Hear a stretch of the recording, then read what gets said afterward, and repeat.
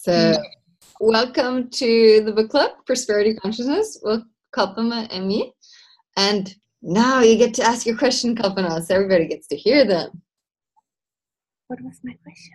Very simple. What? Since last time? How have you been since last week? What's going on? Have you guys been playing with the tools? Do you guys have awarenesses, shifts, questions? What's up? What's up? What's up? Maybe they just want to enjoy an hour and cozy up in the sofa and just like snuggle. If I look at Carolina or Retska, they're like, just read, dude. Don't make us type stuff. Read to us. Write or talk. We just want to enjoy. Exactly. I can't blame you guys. It's really delicious. Exactly. You want to? You know what? I did find the book with all my coloring, but it's a lot of yellow, so you don't see it on this. It's so funny with this light. It looks like there's no color. Are you kidding me? Do you have another book? It's fooling with me all the time. I was like, this is not the book. I do have two here, so I think this is the one that was in the living room. Prosperity Consciousness is doing tricks on me. Yes, I'll. And of course, definitely don't have the pages now in my head either. So this is a different. Oh, there we are. And this one, it's 19. I don't know what's another one. Hubba hubba. So what we're going to start with today, this is very exciting. Like very, truly. If we're going to do this, page 19, mine. Yeah. Living on the creative edge. And in mine, page 123. You know how odd we are. Choice. Even if we're so different, we can make this work. And that's the fun part with Kalpana and me.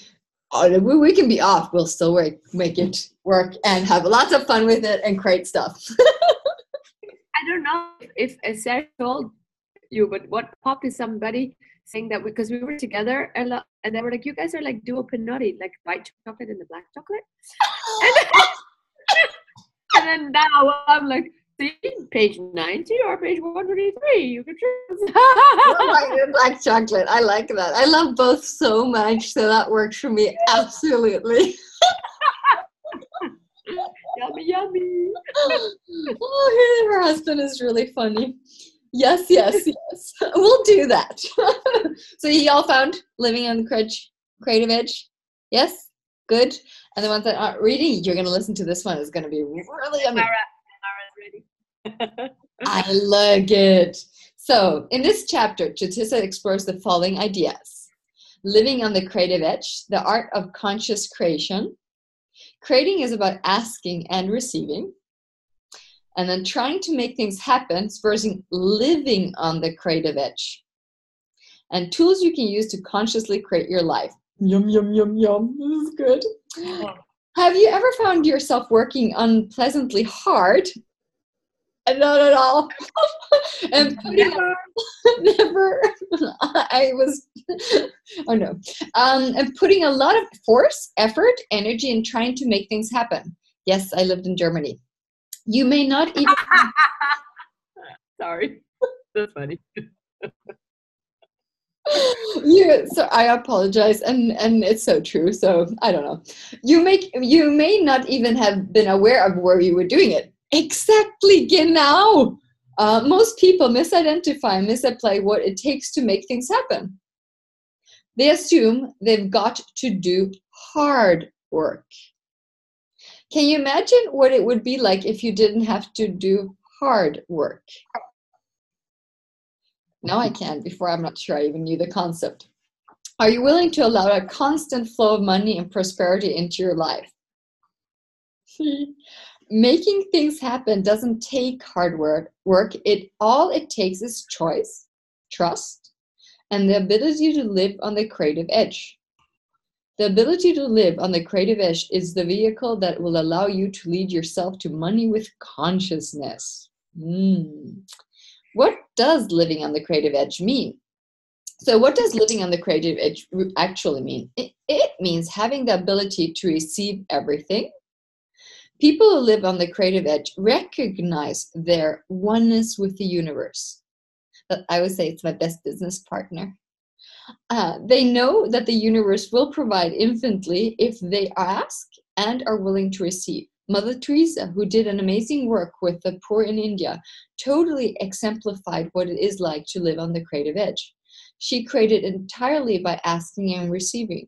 She was the living embodiment of compassion and made the most of her unique talents and abilities for the greater benefits.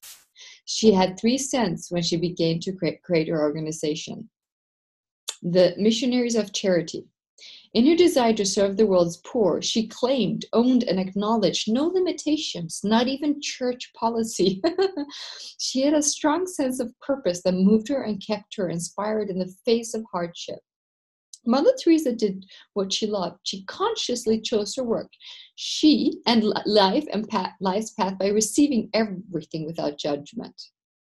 She also lived in the question. She asked herself and the universe a truly important question that propelled her on her path. How can I know whether this is the right path for me? The answer she received was, you will know by your happiness. Oh, this answer guided her choice at the beginning of her career and for the rest of her life.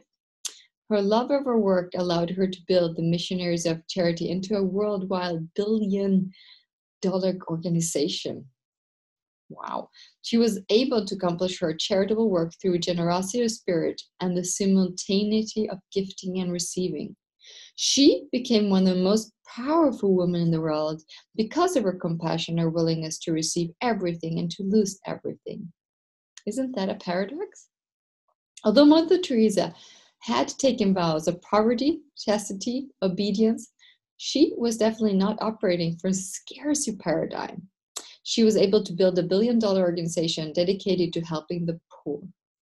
Mother Teresa walked with presidents, prime ministers, kings, and queens in order to accomplish her work. She was featured on the cover of almost every important news magazine in the world. She received many honors and became known as one of the most powerful women in the world. She was able to accomplish great work because she was willing to receive what the universe was sharing with her. She was willing to live on the creative edge.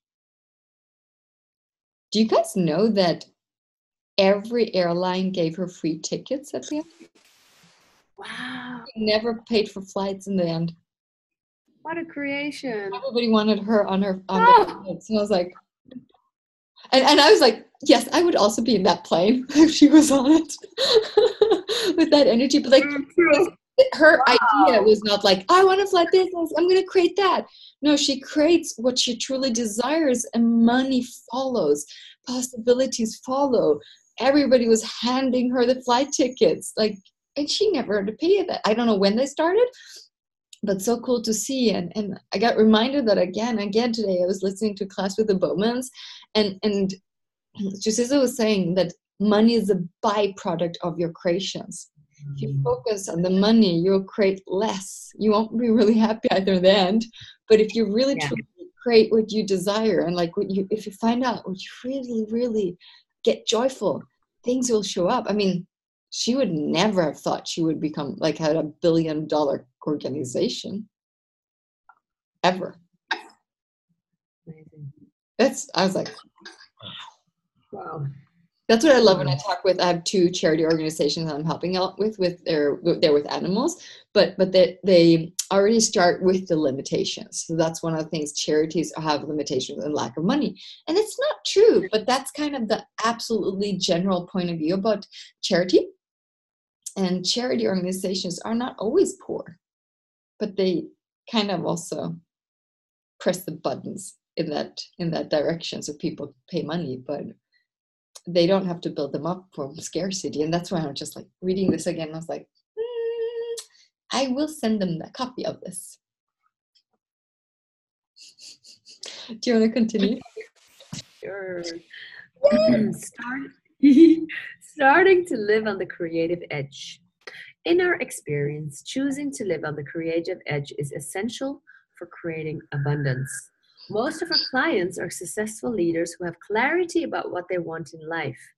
Many of them have an understanding about what has been blocking them. However, most of them don't have the awareness or the tools to create with ease the things they truly wish to create. They often use a lot of effort and even resort to struggling in order to create what they want. Many of them admit that even when they struggle, they are not able to create what they desire. Steve and I empathize with our clients because we ourselves have been there and done that. We fully understand the reason why these people are not yet living the life that they would like to create. We know firsthand what it feels like to waste energy and time functioning from a linear construct. Many years ago, before Steve and I were introduced to the ideas of living on the creative edge, we used to think that we had to use a lot of energy and actively do things to get what we wanted.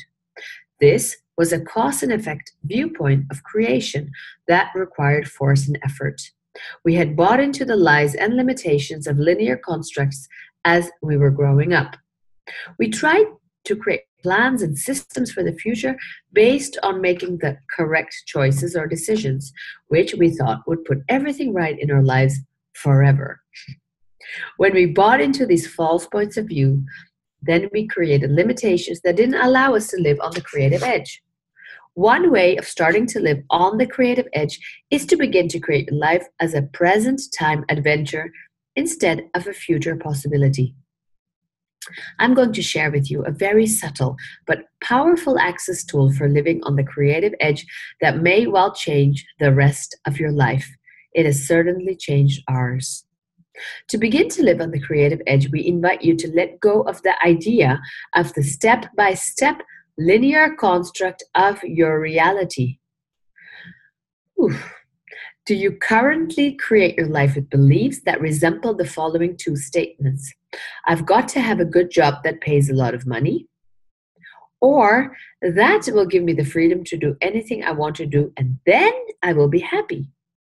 If so, then create your life instead by living in and as a question. If you want anything in your life to be better or to be different, then all you have to do is ask the universe to assist you. Then you must be willing to receive what the universe is sharing with you, and you must remain open to the infinite possibilities. Living on the creative edge is about receiving. The essential point here is that living on the creative edge is about receiving. It is about awareness and the ability to access infinite possibilities and universal knowledge beyond your own imagination and experience. Albert Einstein is another good example of someone who lived on the creative edge. His work and achievements did not come from his cognitive ability, but from living in and as the question. The important thing is not to stop questioning, he said. By living in and as the question, Einstein was able to access universal knowledge. He questioned the whole notion of time, proposing that speed would allow us to travel beyond the present. He refused to be constrained by the finite potential of this reality. Einstein once said, the most beautiful experience we can have is the mysterious. It is the fundamental emotion which stands at the cradle of true art and true science. Beautiful. Mm-hmm. And this is also like we were saying with the nonprofit, there is not a question, there is a point of view that there is no money. Yeah. Yes. Yes. And then adding a question and adding that energy of question changes everything. Totally. When this brings me back to my teenage years. I was a graffiti artist, and we read Einstein. We read things, and then we did graffiti. We were a bit different, but one of our statements that we this is legally. I legalized graffiti in my school. After spraying illegal, but they didn't know and they knew whatever. Basically, they funded my graffiti, so I was like, I was happy. Imagination is more important than knowledge. It was one of the first graffitis we painted on the walls of the school in Germany. I still don't know how they allowed that. So I'm like, do you know what I'm saying? It was funny. But Einstein is really incredible because we put him in such an interesting box if you look at what we think he does, but if you really look what he did, he asked questions to magical energies. He did a lot of weird stuff to get access to more questions. It was really amazing. I don't know what they're called. You know, these things that you go and search water for? Going to what? you know, when you search water, you can have these metal sticks that move in directions to show you there's water. Yeah. Like, He used that at parties to ask questions and see what they would respond. He did things like that. It was really a bit odd. I've read also. I He love said it. like if you have 1 hour to solve a problem, he would look for 55 minutes to find the right question to ask. And then it's in the Talk to the Entities manual. It's like, wow, like you wouldn't think, like you said, we put him in the science box, but he functioned from magic and question. So different. It's really not strange, basically, because they're trying to be at the edge and find something new, so they can't, like, science is really cool if you look at it from that perspective. So I'm like, woohoo! We're all science. Not from the linear perspective, exactly. Yeah. Wow. Yeah. Ooh, let's go for creating your reality. Let me share with you how Steve and I created our realities by living on the creative edge.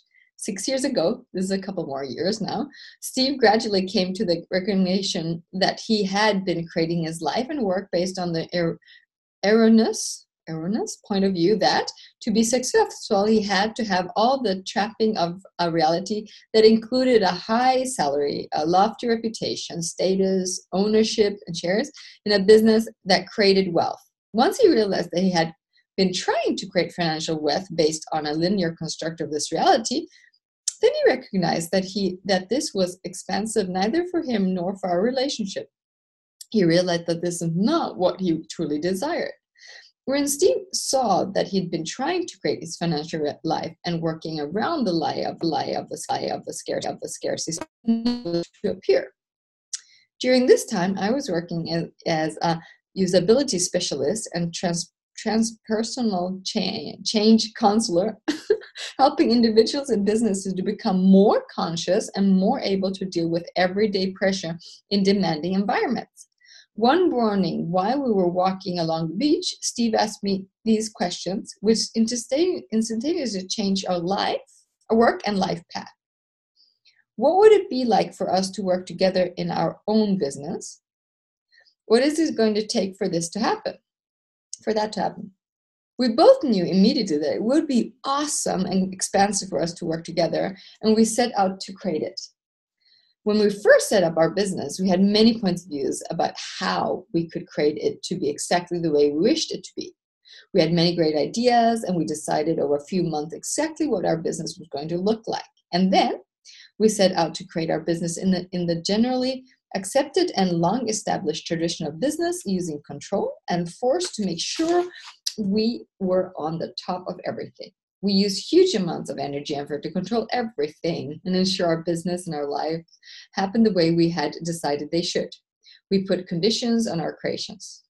With those conditions, we were not allow anything that did not match them to show up. Fortunately, we became aware that by controlling everything, we were limiting what we could create and what we could receive. We began to ask this question: what else is possible? Oh my God, yes. Get a sense of what you wish your life, work, and business to be. One day during conversation, Gary shared with us the way he created access as a business. He explained how he created by receiving rather than by using control, force, and effort. This was an inspiration to us. We saw what it would take for us to create our business consciously. When Gary was establishing his business, he began by getting a sense of what he wished his life, work, and business to be. He didn't just think it, he got the feeling of it. He got the vision of what his life, work, and business would look like and what they would feel like. He felt the vibration of all the elements he wished to have in his life and work. He then stuck a little bubble out in front of him containing those elements. He pulled energy into the bubble from all over the universe until he felt it growing stronger. Then he let little trickles of energy go out to all of those people who might be looking for him and didn't know it. Every time he encountered any opportunity that had the feeling of energy of his vision, he went for it, whether it made any sense to him or not. When an opportunity didn't have those feelings, he didn't go there. If a situation or possibility had some of the elements that he desired, but not all of them, then he didn't go either. Gary did a lot of different things, and each thing he did lead led him closer to developing Access as it is now. His business had been hugely successful. Access has been growing exceptionally over the last 50 years and continues to expand and flourish. Yes, we can testify to that. You wanna, I don't know. I don't even remember how much I've been reading now. Here you go. I'm creating. Oh, guys, questions or any energies or something popping for you guys? This is, just be aware you can always pop in and disturb us. You are allowed to do that. Yeah, we will go, but you guys can totally interfere. Okay, feels like reading day. Yeah. Cool. So destroying and uncreating our business. The idea of creating from receiving really resonated with us. So from that moment on, Steve and I made a choice to create our business and our lives from receiving instead of through control. Once we made the choice to create from receiving, we began straight away to recreate our business. The first thing we did was to totally destroy and uncreate our business as it was. When Steve and I present the Access Consciousness process called Destroy and Uncreate at seminars and workshops, some of the participants invariably state, "This is far-fetched, possible, rubbish, hogwash. I'm not going to try to convince you otherwise. It's your choice to believe it or not." I had difficulty believing it myself at first. All I can tell you is that even though the notion seems weird, wacky, and bizarre, it works like magic. Let me share with you our experience of destroy and create. Destroying and uncreating our business did not mean we actually had to physically destroy anything. It did not mean we had to close up or actually end the business. It did not mean we had to tear down our business, wipe out our lives, or eliminate our relationship. What we destroyed and uncreated was everything we had made significant about the past, everything we had made real and solid. We destroyed and uncreated our decisions, conclusions, and judgments about the way our business was supposed to be, the way we should operate, and our ideas about the expected outcomes. This process is critical because as soon as people decide that they are at the peak of their business and this is as good as it gets, then they will not be able to create anything that surpasses that judgment. Whenever we decide that we have something right in our lives, then we stop receiving. We also destroyed and created our obligations, projections, expectations, disappointments, struggles, and regrets, as well as our need to compete and our decisions about what was going to happen in the future. When we destroyed and uncreated everything we had created in the past, what showed up was the opportunity to create something totally new. This practice put us on the creative edge of things. So, how did we destroy and uncreate our business? We simply made this declaration to Kalpana, I don't hear you. You guys not hear me either? There was in and out. So it wasn't perfect, but then you also left totally. So I don't.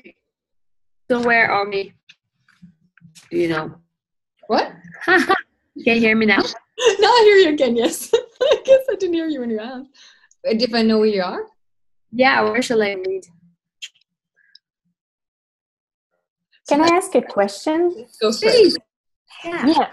I see here they don't use the clearing statement there. No. So does it still work? Yes. Okay. But they talk a lot of being the energy of the clearing statement, so you don't have to say it if you're willing to destroy and uncreate it. If you see something is limiting or stuck or anything, I would definitely say it. They're also showing it in a way where you can apply it with people in this world. So if you're working with somebody or you're having an event or you're in a company, so this is the way they can address and talk about it and use it without making it weird because you're being the energy of changing the energy anyway. Cool. So I'll be in Houston for the 2 days. So I guess I can ask them and they will show us how to do this? They would be thrilled. They would be Awesome. so happy if you did. Thank you. Totally. But that's what's the, and sometimes also if you feel you're not clearing, you can just say it in your head silently as well. So that's one of the things. But a clearing statement is there when you like, because we're working with it, but it's not necessary if you're willing to change.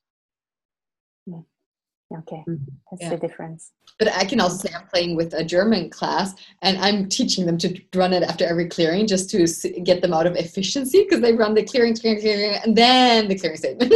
they just, so I was like, we play it with different things, but it was so funny because they were doing it more from an efficiency, and I was like, that's maybe not going for the change that's possible. But when I've done conscious leadership 3-day class, or not, seminar in a Swedish company, and we never said the clearing statement, but the change, the energy. And it was so funny because we didn't use words energy, and we had NLP with us, so we knew a lot of that as well, so we knew how to use words differently. But the funny part is, on the 3rd day, people were talking about energy. On the 3rd day, they were talking about weird stuff that we had not mentioned, because we were very aware that that is not what they usually use with terms. So we just didn't use them. And then we had the conscious leadership book that we were addressing in the seminar with Stephen Tutisa's book. But we did do some different exercises with them, where we basically were trying to get them to be aware. And then after that, they kept on talking about energy. And it was really interesting just to hear them, because it unlocked something in them. We're like, wow, now you talk about it. We didn't even have to mention it. So it was really funny. But no, cool. Change is everywhere. That's what I love. Thanks. Cool.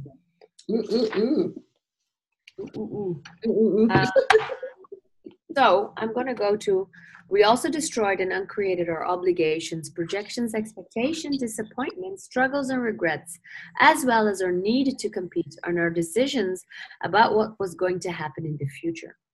When we destroyed and uncreated everything we had created in the past, what showed up was the opportunity to create something totally new. This practice put us on the creative edge of things. So, how did we destroy and uncreate our business? We simply made this declaration to ourselves. Everything our business and our lives were yesterday, we now destroy and uncreate them totally. This made space for us to start creating our business and our lives anew, without the baggage of what had been. For instance, when we were first setting up our business, Steve refused to present leadership training and development workshops. He did not see the benefit of the traditional leadership training process. For years before we set up our business, he had been a CEO and a board director for many organizations and had participated in a lot of leadership training programs himself. He didn't like the way typical leadership program trained leaders to manage and control staff with force, effort, form, structure, and significance. He resisted and reacted to anything to do with leadership training. At the same time that we were destroying and uncreating our business as it was, Steve chose to destroy and uncreate his points of view about leadership. This freed them up to co-create with me the consciousness leadership philosophy that has become a major part of our work. This process enabled us to stop defining and categorizing what we would be and do as business consultants. That's the big difference. We remained open to the infinite possibilities. We became willing to receive anything that came our way, including leadership training assignments. Since we destroyed our unwillingness to present leadership training, we have pursued other possibilities for training leaders to lead with conscious awareness. Our business has doubled in size over 2 years, and now over 1/3 of our business is related to conscious leadership and consciousness in business. This is so cool because it also really shows the willingness to be present with one's points of view. Like Steve was really willing to look at his points of view and see that it was limiting him. Yeah. And you're right, like that is where you just, that no-go zone is just a point of view. I wonder how much more we can do that too. I do too. Guide it. I do too. Right? Mm-hmm. Yeah, I'm wondering, like, I wonder what I've decided that I will not do. That if I would let go of it, would just open up a whole new space. Hmm. Hmm. Hmm. This is good. Yeah. Do you want to continue? Yes, conscious creation. Having destroyed and created our business as it was, we then recreated our business anew. We began by choosing what we would like our lives and our business to be. We used the following question to get a vision and perceive the energy of the business we wish to have. What would a business that facilitates expansion of consciousness and allows us to make gargantuan amounts of money look like or feel like? What does the universe require of us? What does the world require of us? What do we require of us? What do we want out of life? What would we choose to do if money was no object? What would it be like to do it? The vision is more than just the picture of what it's going to look like. It is the feeling of what it would be like to have this business and what it would be like to do this business. This was not the same as visualization. In my experience, visualization is limiting because it is a function of the mind and the imagination. My imagination can only define what I already know, but by shifting the focus away from the picture and toward the vibration, I transfer energy from my perception of the picture, which is limitation, to the infinite possibility. Rather than trying to figure out how to create our business, Steve and I became aware of what we would truly like to achieve in our lives. We did this by asking the question, what would it be like to consciously create our lives? This envisioning process isn't about the how. It is about what we would like to have and what it would feel like to have it. It was vital to stop limiting ourselves with a focus on how is this or that going now? How is this or that going to happen? The how creates the need to figure it out, and the need to figure it out creates a constraint. This should be marked in big color. We got the awareness that we would like a business that allowed us to generate huge amounts of money, currency, and prosperity consciousness. We wanted to travel magnificently around the world, helping organizations, leaders, and individuals reach a higher level of consciousness and become more aware of what they would like to create in their lives. Above all, we wished to create a business that was able to assist and empower people to move out of the scarcity paradigm into prosperity consciousness. The awareness I had just described is the energetic vibration of these elements, not a mental image. I could perceive that. Instead of seeing the picture, we tune into the vibration of the components that would bring what we desire to fruition. Once we ascertain the basic vibration, then we put it out there in front of us. We then pull the energy in from all over the universe until we could feel it growing stronger. We then let the little energy trickle out on all the potential clients who were looking to have what we could facilitate. From then on, we just followed the energy. We didn't try to control it. We were willing to let it show up. Now, every time we come upon projects that match the vibration of those elements, we choose to do them. When we encounter clients who match this vibration, we choose to work with them. When something shows up that feels like the energy we move in that direction. When something doesn't have that feeling, we just don't choose to go there. What are the infinite possibilities, Kalpana? Oh, now I don't hear you. That's funny. Because I was unmuted. Wasn't that? I was not unmuted. I was muted. It wasn't so weird. No. I was checking your lip reading talents. I'll have to practice a little bit more. So, what are the infinite possibilities? Once we started recreating our business and our lives using this process of conscious creation, things got a lot easier. What's more, everything has been coming to us more with ease, joy, and glory. Once we became aware of what we wanted to achieve and what it would be like and feel like to do that, then we became much more aware and alert to the various prospects and opportunities that showed up. All we had to do is be willing to receive the information that is available. Sometimes conscious creation is spontaneous. Recently, we were in an airplane coming home from Sydney, where we had been assisting the leadership team of a large not-for-profit organization move from a scarcity paradigm to a more prosperity-conscious way of governing their organization. I said to Steve, it's really inspiring to see people experience transformation and change. What are the infinite possibilities for more of this to happen? Steve replied, that will be awesome. What would it take for that to happen? When we went to our office the next morning, there was a message from one of our treasured clients in Brisbane asking us to come to Brisbane in 3 days to work with their board of directors on the topics of prosperity and scarcity and governance, almost exactly the same as the previous client. Furthermore, during the afternoon on the same day, we received an urgent call from a conference organizer in Sydney pleading for us to make a keynote presentation the following week. Our experiences illustrate what we mean by conscious creation and creating by living in and as the question. When we truly ask for something and know that we will get it, it always shows up for us. It's not about controlling what, when, where, and how it shows up, or having an expectation that will show up instantaneously. It's about allowing it to show up and being willing to receive it when it does. It's really cool. Wow. Yeah. Just also, it's this awareness of when they ask a question, there is no doubt in their world that it's going to occur. Like also when Gary asks a question, there is no question mark about if it will occur. It is more, I wonder how or when or what.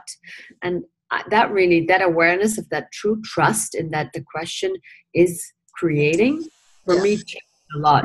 It just changed a lot in how I was present with my questions, and being really having in the universe that it was creating as soon as I was willing to have that question. Well, thanks for saying that, because I think a lot of people learn also, hey, I should be asking questions, so ask a question, but you're not really connected to the question. You're like, it's like an exercise. Yeah. Oh, I have to do yoga because I know it's my body, and then you're not even there when you're doing yoga, kind of thing. Like it's very interesting. I know sometimes when I have clients that just start like, yeah, I did it 10 times in the morning, then I did this and this. Like the checkbox were so present. And I'm like, okay, for the start, that's great. But at some point, it's really cool to be really present with what you're choosing and doing. So it's cool. Yeah. Well, thanks for saying that. Absolutely. Yeah. Creating ourselves anew every day. Another important aspect of conscious creation is starting every day anew. We start the day by asking 2 questions every morning. Who am I today? The second is, what grand and glorious adventures am I going to have this day?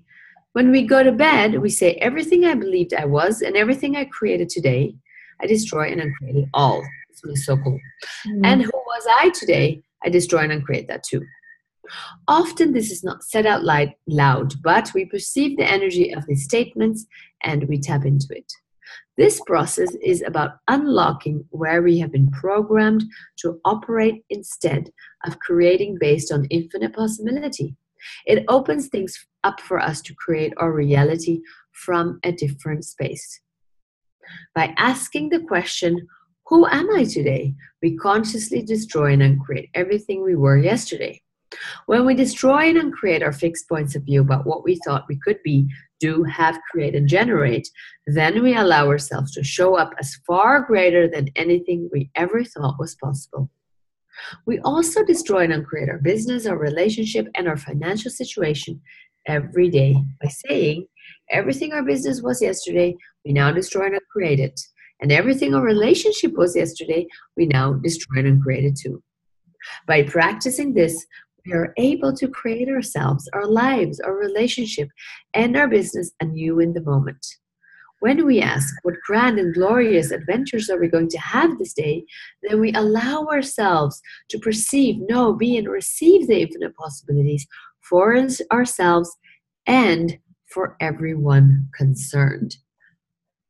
It's really cool how that last sentence of adding everyone. Yes. It's not an exclusive question. It's an inclusive question. It's Awesome. Yes. Yeah. Yeah. Yeah, Lisen, tell us about seeing possibilities. I like this. Yes, I will. In order to live on the creative edge, we had to be willing to perceive, know, be, and receive what would be enjoyable and gratifying about having our business the way we envisioned it. For instance, I feel exuberant and uplifted whenever I reflect on how people will be able to move from scarcity into prosperity consciousness when Steve and I work with them. I feel energized and enthusiastic whenever I reflect on what our existing clients have told us about the expansion of awareness and prosperity they've experienced when working with us. Conscious creation continues to be the single most useful process I've ever encountered on the topic of creativity. This way of living on the creative edge has been my ever-ready friend in every possible kind of situation. Steve and I constantly apply these tools and philosophy in all aspects of our business. It has helped us to develop our products, services, and workshop programs. We ask the universe to give us an insight and inspiration into what would it take for us to develop seminars, services, and products that would give us multi-million dollars to in revenue. To heighten our abilities to perceive infinite possibilities, we ask ourselves, what must we also perceive, know, be, and receive that would allow us to recognize unlimited potential and expand our business with ease? Ooh. Many of our best opportunities were created out of situations that other people perceived as ordinary everyday events. Our business grows and continues to flourish because we have developed the capacity. Really good with scarcity there. Develop the capacity to see possibilities where others saw difficulties or complications. Living in the question has enabled us to access and trust our intuitions and to create new services for our clients.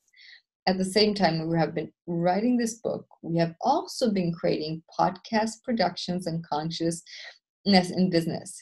These new services will assist leaders and organizations to be more extraordinary, especially when they are under pressure. How does it get any better than this? The simplest philosophy of conscious creation is ask and receive. It's very light. I am amazed at how effortless it is to live on the creative edge. We create our lives every moment as though everything is a miracle. How does it get any better than this?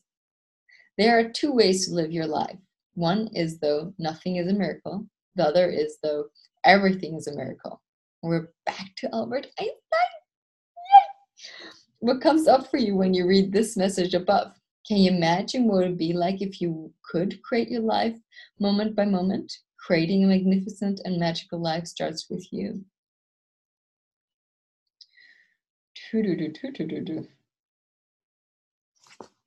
Wow.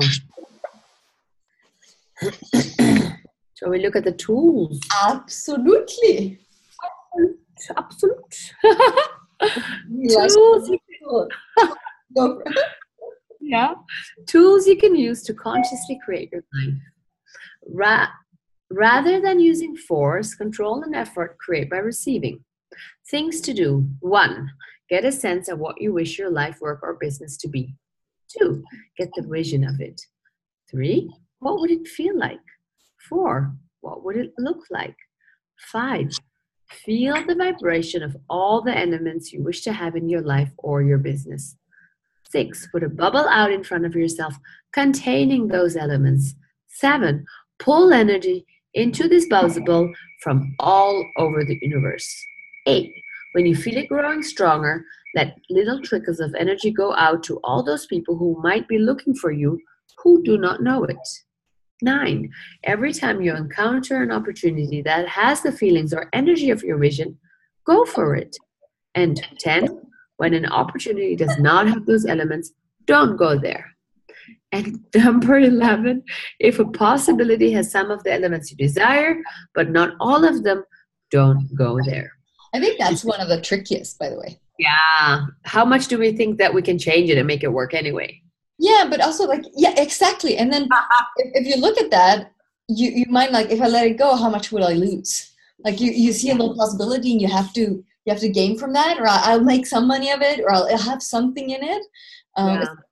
We often don't want to lose something, but there's a little bit of it. And yeah, what you said, it's like such a benefit or loss way of looking at it. So if you don't do it, you must lose, and you might as well benefit a little bit from it, instead of asking, well, how often, like if you let it go and there's something else can show up and now it can't because you're kind of, yeah, so true. Wow. Oh, I wonder where I did that. Destroy and uncreate your business and your life. Say to yourself, everything my business and my life were yesterday, I now destroy and uncreate them totally.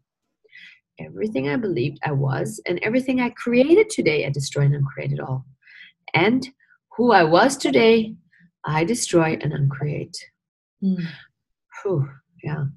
Recreate your business anew by choosing what you would like it to be. Questions to ask. What would a business that facilitates expansion of consciousness and that allows me to make huge amounts of money look like or feel like? What does the universe require of me? What does the world require of me? What do I require of me? And what do I want out of life? What would I choose to do if money was no object? And what would it be like to do it? To create yourself anew every day, questions to ask. Who am I today? And what grand and glorious adventure am I going to have this day? Yoo-hoo! And to the topic, if you want to pot and talk or something, just add that. Whenever it feels that you would like to add it, add it. And I can see this book is really awesome. Anybody can read it. So it's very simple in that way, and I love it. Yeah. So I could see, there I would love to destroy and uncreate something, and then I would just add the clearing statement there. So be creative. Use it to your advantage. Yeah, like what you're saying, like, and I remember last week we spoke about it too, like that you actually use it. You know, how often do you read the question? You go, oh, nice question. And you don't ask it to yourself. You just read it and you continue instead of just stopping for a moment and going, hey, yeah, like, what is that? And becoming aware of it. And in that way, this book is such a workbook in that way. It's such an invitation to be present with what you can look at. And that was a gift somehow in the beginning where I didn't know gazillion and millions of tools. I had a couple of them and I used them like I used them. They were used from morning to evening. and at this point you're like, have so many, and sometimes I could even catch myself, not now because I'm really at the moment intensely using tools, but sometimes I catch myself, oh yeah, I'm in class, but then afterwards I'm not using them actively. I'm maybe being them more, so it sometimes has a sense that it's not, but it's just also, hey, even if I'm being more, I can be even more if I'm willing to ask. So it would be a really weird conclusion to go like, yeah, now that I've done so much access, now I'm being it more. So since when did the cool stop working when you're conscious? And that's what I love seeing. Oh my God. Even just in action, using them and truly using them. And it's like, wow, it's fun. Yeah, the same with Dane and Gary and Simone and everybody. So true. And also just never stops because it's a constant exploration of more. It's not like you're reached, right? Like that's also in a way what you're saying. No. I mean, you reach something, but then it's up to you if you're reached and settled. Are you happy with that? I've created certain stages in my life where I'm like, oh, I'm really happy where I'm now. I'm like, but if I ever get content, I get bored. And then I feel like I'm like, old person, unemployed, like not unemployed, pension, or what are they called? Those don't work anymore. I was like, oh my God. Retired.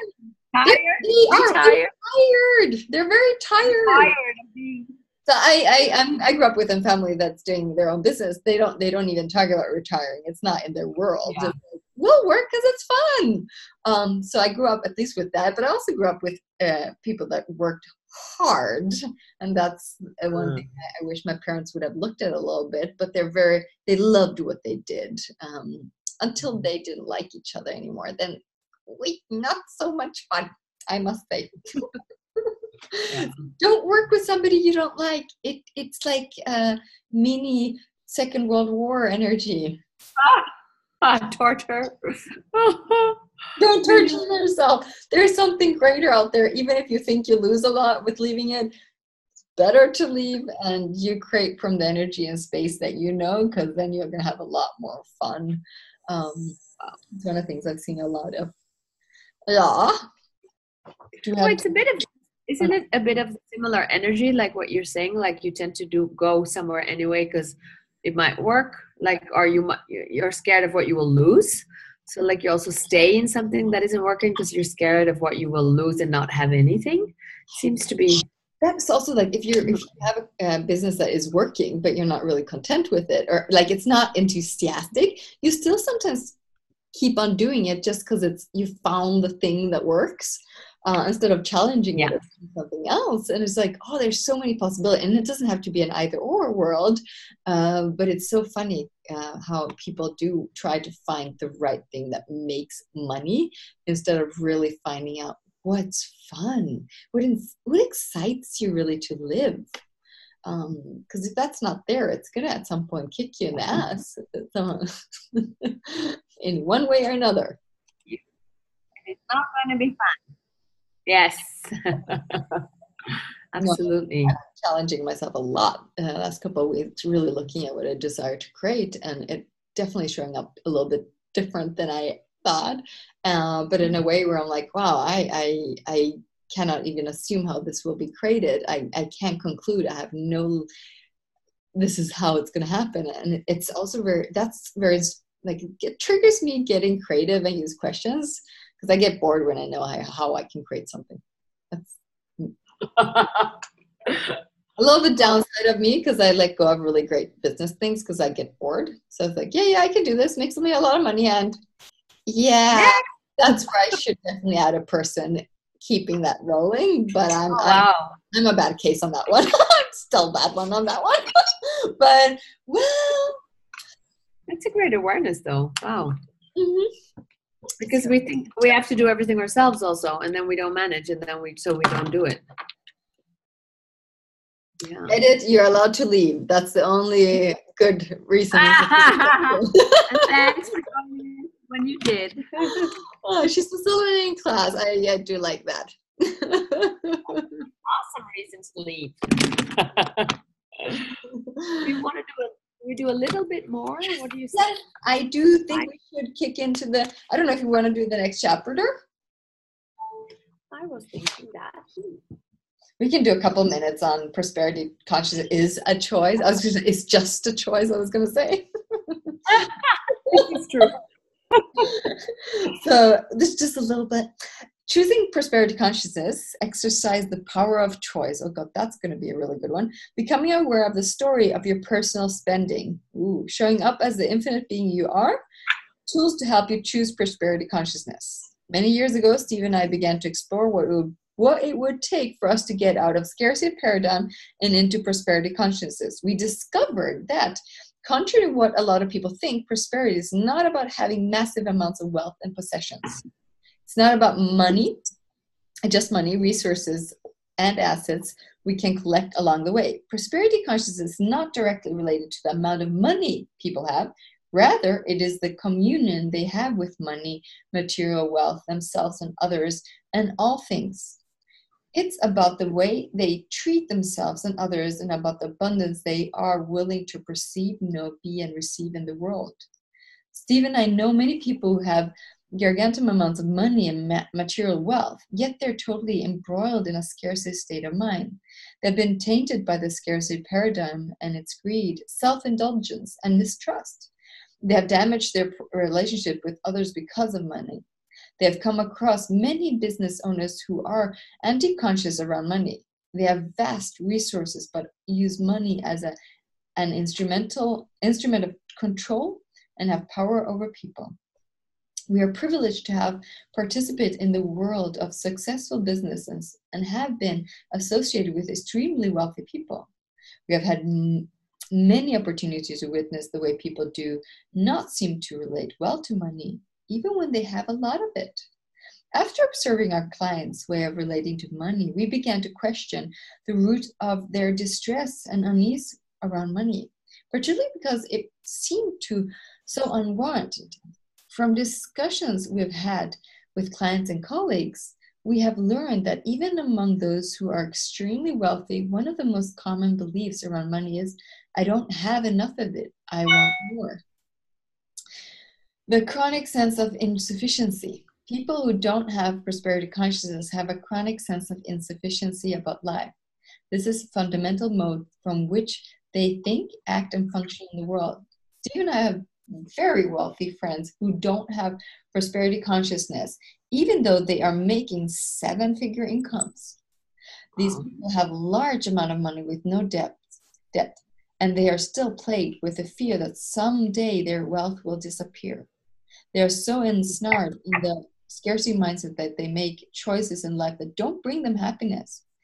Many of our wealthy friends chose to stay in careers that they have them joylessly working 24 hours a day, 7 days a week. They spend their days doing jobs they don't really want to do just to make more money.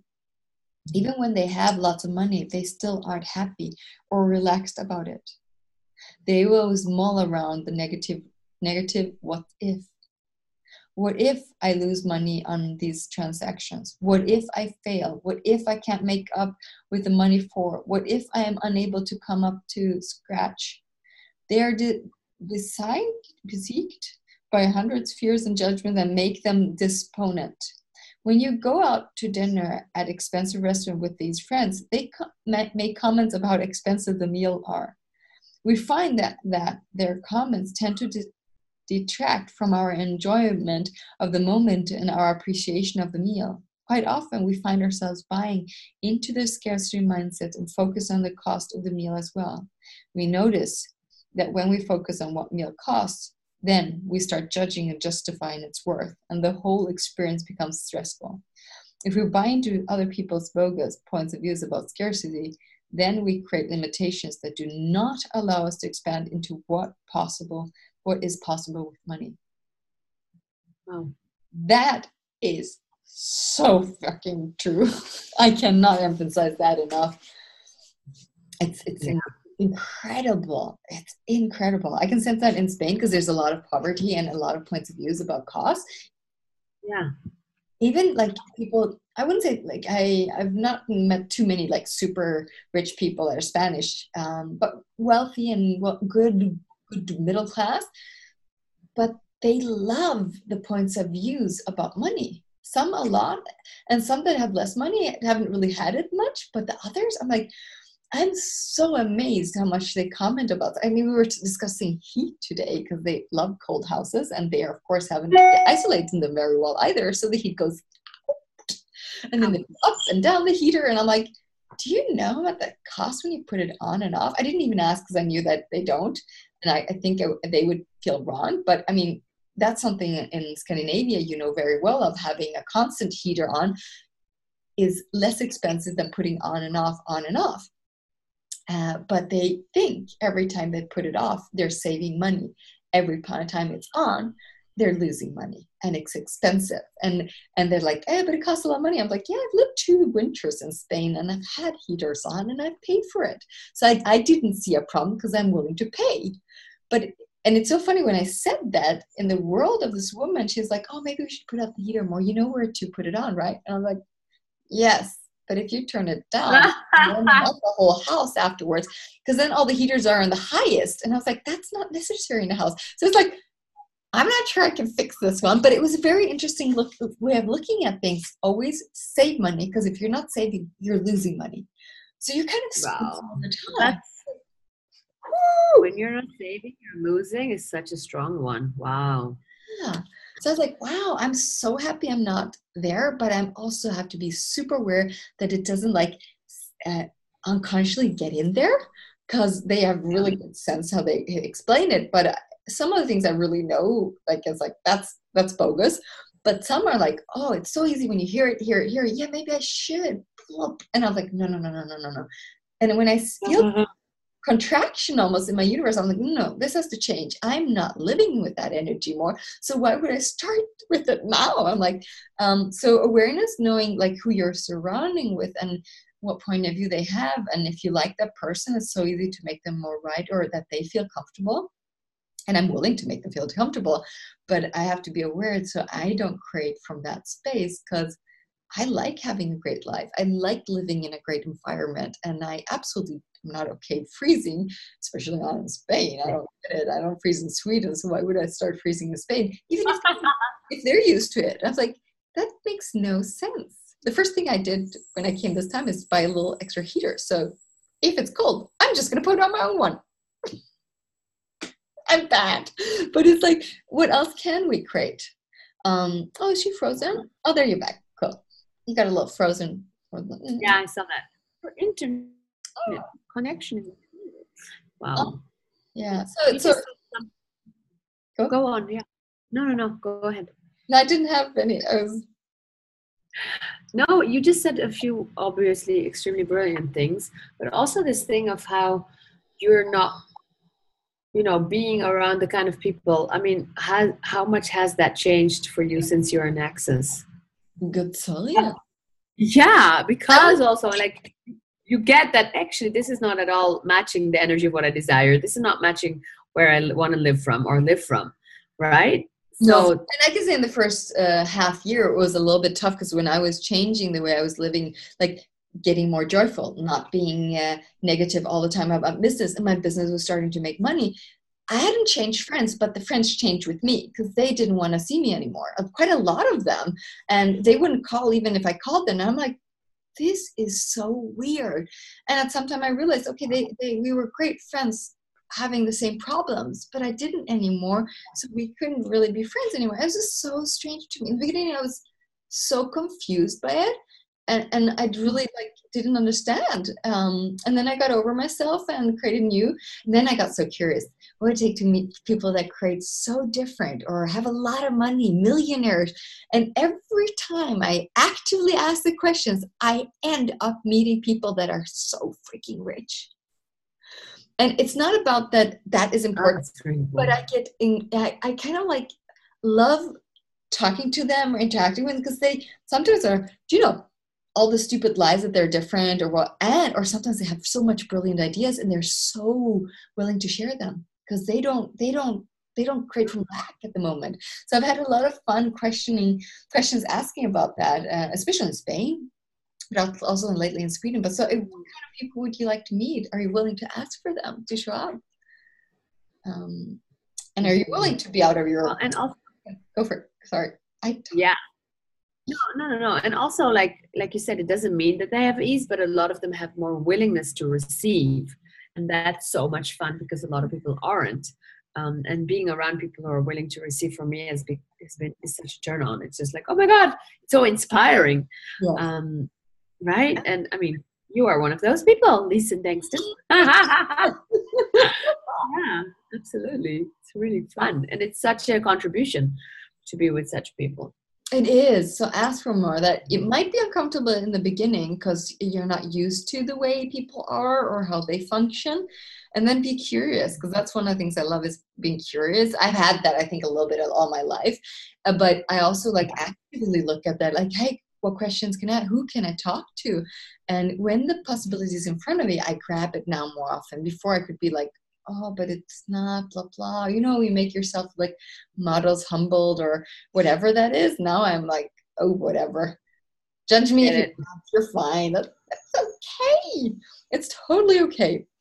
But it's fun to see what the world has, because if you start asking for it, and I saw the comment ask for, was it not, no, kind rich people or something, actually love money. The funny part is when I ask for rich people, that's for me kind of obvious, and I wouldn't mind meeting somebody that's not, because then that would become also very clear how that is.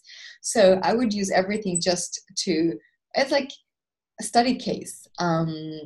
Last year when I was living in Marbella, kind of the last chapter we were looking at, they have a lot of scarcity. A lot of people have lost money. They have made money and then lost it. So they kind of keep it. There's a lot of people that have abundance and don't have that. So there's this polarity, and I learned a lot from that. I learned a lot of that. I also learned a lot that it's very important to be judged to be rich. And I'm like, okay. That's very interesting. And I was like, am I willing to have that or not? It's interesting. Wow. Mm-hmm. All the choice. Wow. Oui. Oui. Cool, guys. Yes. Awesome. So we're over the hour at least. Yes, no? A couple of minutes. Do you guys have any questions or any comments? Or I just started reading the chats. Beautiful. Do you have any audio, like voice comments? Voice comments. You guys are so quiet. So the next time is next Monday, 7 to 8. So it's an hour earlier on the next Monday. So just be aware of that. We'll make sure you know and post it also in the event so you get a reminder. But we'll be on, and that's going to be a little ask and demand of you to be loud.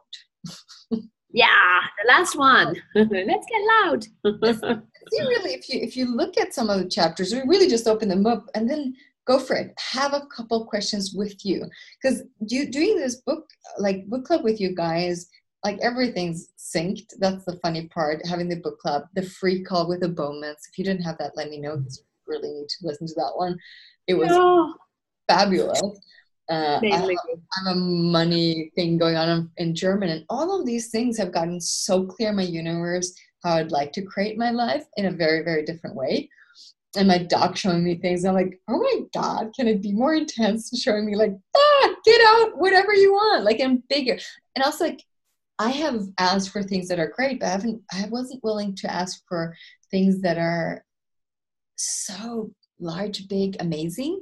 Because there was something where I'm like, oh, but it's great. These wishes are great. So are your wishes great enough? Like, are you dreaming for the greatest things in your life? Like, for me, when I say dreaming, it's not a fluffy dream on a pink cloud that you leave there. No, for me, it's a dream that but I've had those, so they're pretty. But for me, it's like you dream and you get to this energy. You're connected with it. You're enthusiastic. You're happy about it, and you just like would like to have that, and you go for it then, because you start today. And I was like, oh, my dreams were not great enough, or they had some aspects that were really great, but then from my living perspective on the planet, I was like, I could have anyway, it just doesn't matter. And I wasn't choosing. I was happy with a lot of the choices, and then I could create greater, so much greater, but then Lisen, it's time for you to choose. So I was like, what? I'm really grateful for the last 2 weeks of this money book club. I was going to say money workbook, because it's kind of like you work with the things here, just a bit of a different way. So I'm very grateful for all of you guys being with us. Awesome. Thank you, Kalpana. Thank you, Lisen, and thank you everybody for your time and being with us. So it's not, I'm just reading the chat, it's not on Wednesday. We changed that, and I hoped it was in the email, but I'm not sure. So you'll get, if it wasn't, it will be in the next email, that the time has changed to Monday. And we're Monday, so 7 p.m. Yes, actually, this is Penelope. So we added the change in the email, but I didn't have the good time. So I will make the change when you have the next email. So you have the time and the link. You have the good time. I love it. That's such much better expression. Oh, that's so cute. I love you, Penelope. Kiss you. Thank you for the book club tonight. Bonne nuit. Merci. Merci. Oh, God. So thank you, everybody. And maybe we'll join on something else on Wednesday if we want that. Who knows what we'll be creating on Wednesday together. Yeah. We might all just be reading the book at home and post that on Facebook. I have no idea. What would you guys like to create? Go for it and do it and have fun with it. Thank you. Adios. Thank you. Bye. Bye. Thank you. Bye. Bye. Bye. Bye. Buenas noches.